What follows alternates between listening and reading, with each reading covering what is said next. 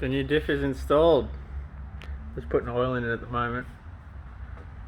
The paint job didn't turn out too great. And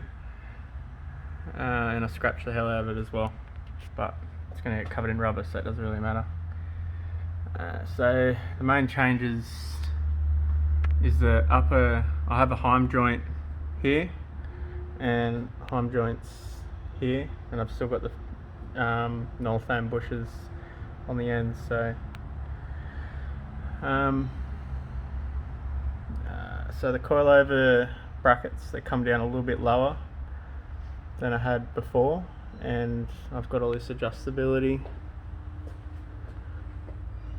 with the lower brackets just for like some fine tuning. And all I did up there is I just welded on I bought these upper control arm brackets and the heim joints from Superior Engineering. They meant to be for like a Nissan Patrol, I think, but I bought them, just adapted them to my control arms, and that's that. And the pinion angle sits at about 1 degree down with the diff sitting there, and then at ride height it sits a little bit lower than it did before.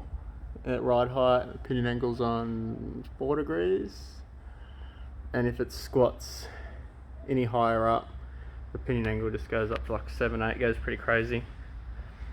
As these top arms get higher it pulls the pinion down, so that's why I try to mount them as low as I could on top of the housing. Still got the anti-roll bar up in there.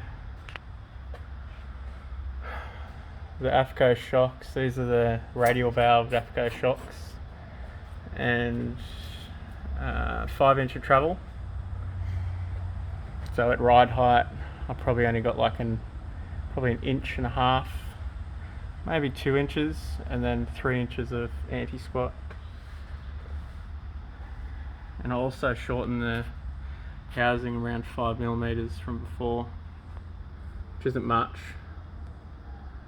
It's just very tight in there. And this is the 295 55 Hoosier radials, so they're very tight. But they do fit and they tuck under there without rubbing now. They rubbed before, but that little bit of diff shortening, they don't rub now. Excellent, that's that. I'll take it to the track and see if I can get it hooked up.